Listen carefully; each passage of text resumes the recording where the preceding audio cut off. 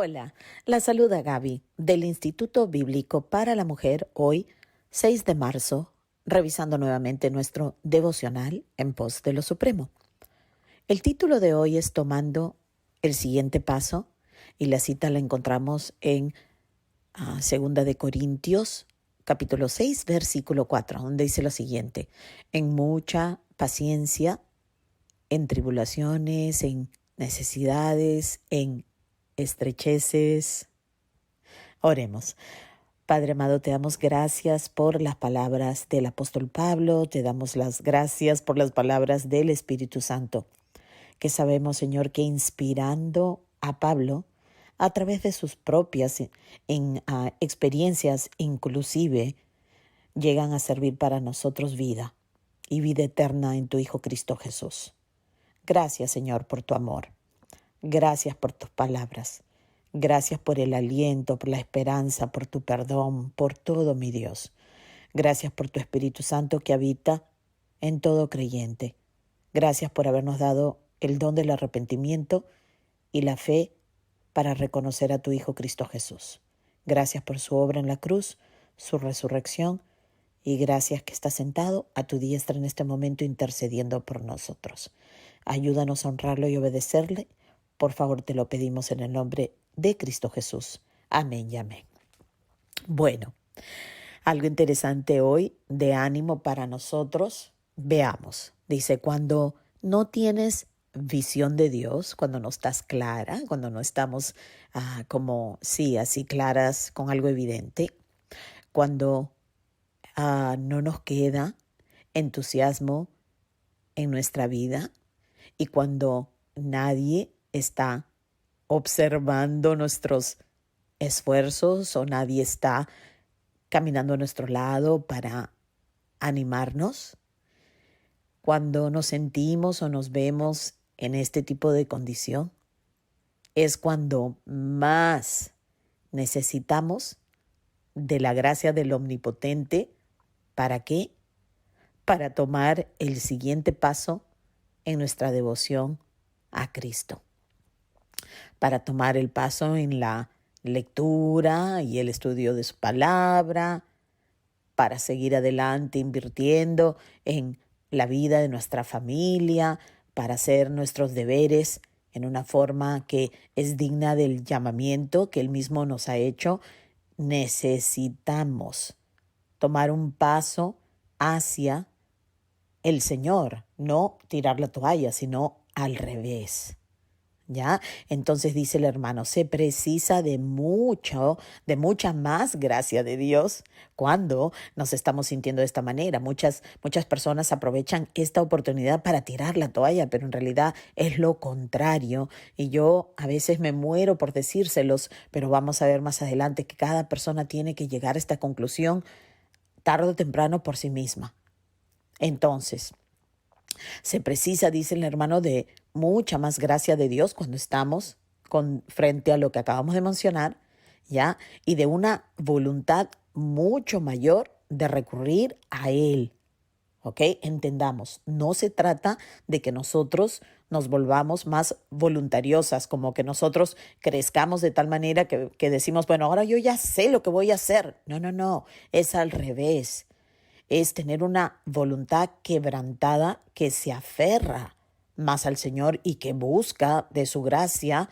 ¿Para qué? Para tomar decisiones, ¿ya? Que en realidad llegan a ser más difícil aún que predicar el Evangelio. Nosotros diríamos que predicar el Evangelio es lo más difícil, digamos, del llamado de un cristiano, pero no. Es poder tomar esas decisiones en los momentos críticos, cuando en lugar de desistir, el Señor nos llama a perseverar. Y para esto necesitamos entender que sin la gracia de Dios nada podremos hacer. Entonces, madurar nos lleva hacia ser más humildes, donde podemos realmente rogarle al Señor que nos llene de su gracia para no desistir. ¿Se dan cuenta? Dice, cada cristiano tiene que experimentar, aquí está, individualmente la esencia de la encarnación en el hecho de dar el siguiente paso dentro de la realidad de su entorno, de un modo personal. Uno le puede dar los consejos a otra persona hasta que ya no podamos dar un consejo más. En el fondo, cada cristiano tiene que caminar este camino angosto por sí mismo, porque si no, nunca realmente tendrán esa confianza y esa madurez que proviene de seguir adelante, especialmente cuando no hay entusiasmo en tu vida, cuando has perdido la visión, cuando nadie te está mirando. O sea, todas estas cosas que son como razón para que las personas en lo natural tiren la toalla. Dice, cuando perdemos la visión, o sea, cuando sacamos los ojos de Cristo, perdemos también el interés, ¿no? Porque mientras el Señor nos esté permitiendo como que estamos, con gozo y seguimos adelante. Pero cuando el Señor quita todo esto para probarnos, pues nosotros ahí perdemos el interés, abandonamos nuestro propósito, luego nos invade el desaliento y nos limitamos a dejarnos llevar por la rutina. Imagínate que dejarte llevar por la rutina de la vida cotidiana, de las tareas triviales que obviamente se tienen que hacer, pero tú dejarte gobernar por esto o yo dejarme gobernar por este tipo de cosas, es realmente haber perdido la visión. Entonces dice, lo que realmente constituye un testimonio por Dios y para el pueblo de Dios a largo plazo es que es una perseverancia firme. ¿Cuánto tiempo llevas caminando con el Señor? No sin haberte equivocado, no de forma perfecta, pero firme. Incluso cuando los demás no puedan contemplar el resultado y la grandeza de nuestra labor. Que como digo, el Señor quita esto mismo para probarnos. Porque ¿de qué serviría que realmente estamos llenas de entusiasmo porque, las otras personas nos están celebrando? Bueno, en ese caso, entonces no es una perseverancia firme de fe en el Señor. Dice, la única manera de vivir una vida victoriosa es vivir mirando a Dios todo el día y todos los días. Entonces, ¿qué podemos hacer? Podemos pedirle al Señor que mantenga nuestros ojos, ¿verdad?, abiertos al Cristo resucitado, hermanas, porque a veces nosotros pensamos en el Cristo crucificado, que obviamente es sumamente importante, pero debemos reconocer que Cristo resucitó, que Él está vivo, Él ha ascendido y está sentado a la diestra del Padre. En lugar de toda autoridad, Él está en control de absolutamente todo y dice no solamente en los cielos, sino en la tierra y en todo espacio. Y esto a veces nosotros, si no lo entendemos, pues perdemos de vista la visión. Y dice, pero que cuando nosotros le pedimos al Señor que nos ayude, a mantener los ojos de nuestro espíritu abiertos a Cristo resucitado, veremos cómo será imposible que el ajetreo diario nos llegue a desalentar.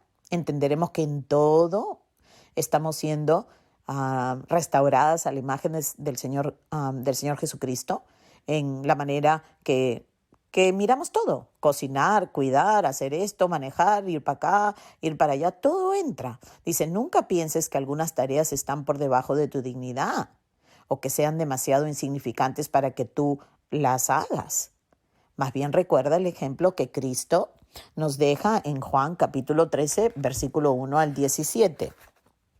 Y yo quisiera aprovechar para leer en mi Biblia esa porción, porque me parece absolutamente hermoso, y leerlo juntos, qué belleza. Dice, se acercaba la fiesta de la Pascua. Jesús sabía que le había llegado la hora de abandonar este mundo para volver al Padre, y habiendo amado a los suyos que estaban en el mundo, los amó hasta el fin. Llegó la hora de la cena. El diablo ya había incitado a Judas Iscariote, hijo de Simón, para que traicionara a Jesús. Sabía Jesús que el Padre había puesto todas las cosas bajo su dominio y que había salido de Dios y a él volvía. Así que se levantó de la mesa, se quitó el manto y se ató una toalla a la cintura. Luego echó agua en un recipiente y comenzó a lavarles los pies a sus discípulos y a secárselos con la toalla que llevaba a la cintura. Cuando llegó a Simón Pedro, éste le dijo: ¿Y tú, Señor, me vas a lavar los pies a mí? Ahora no. Jesús dijo: ahora no entiendes lo que estoy haciendo, le respondió Jesús, pero lo entenderás más tarde. No, protestó Pedro, jamás me lavarás los pies. Si no te los lavo, no tendrás parte conmigo. Entonces, Señor, no solo los pies, sino también las manos y la cabeza. El que ya se ha bañado no necesita lavarse más que los pies, le contestó Jesús, pues ya todo su cuerpo está limpio. Y ustedes ya están limpios, aunque no todos. Jesús sabía quién lo iba a traicionar y por eso dijo que no todos estaban limpios. Cuando terminó de lavarles los pies, se puso el manto, y volvió a su lugar. Entonces les dijo: ¿entienden lo que he hecho con ustedes? Ustedes me llaman maestro y señor y dicen bien porque lo soy. Pues si yo, el Señor y el Maestro, les he lavado los pies, también ustedes deben lavarse los pies los unos a los otros. Les he puesto el ejemplo para que hagan lo mismo que yo he hecho con ustedes. Ciertamente les aseguro que ningún siervo es más que su amo y ningún mensajero es más que el que le envió. ¿Entienden esto? Dichosos serán si lo ponen en práctica. Entonces, ¿de qué estamos hablando? Estamos hablando del discipulado. Evidentemente, el Señor Jesús había cumplido con la tarea que el Padre le había enviado a hacer a él. Estamos hablando, claro, antes de la cruz, pero era un hecho de que Jesús llegaría hasta la cruz. Nunca fue una duda que él llegaría hasta la cruz. Entonces, lo que el Señor Jesús les está mostrando aquí es que así como Él los había entrenado, así como Él los había servido y los había discipulado, que es la palabra que también conocemos como cristianos, entonces ahora que ellos estaban limpios, aunque había uno que no, ¿verdad? El que lo iba a traicionar. Entonces, de todas maneras, Él les estaba mostrando que todo el cuerpo había quedado limpio, que habían sido perdonados, justificados por gracia mediante la fe, pero que ahora ellos tenían que seguir el ejemplo del Señor Jesucristo y discipularse mutuamente, ayudarse mutuamente en este caminar, ya que todos somos un cuerpo, todos somos una familia. Entonces, no deberíamos ser individualistas y no deberíamos solamente encargarnos de nuestros pies, sino tendríamos que encargarnos de los pies de otras personas, ¿verdad? Esto es ayudarlos a caminar con Cristo y otras personas a hacer lo mismo por nosotros.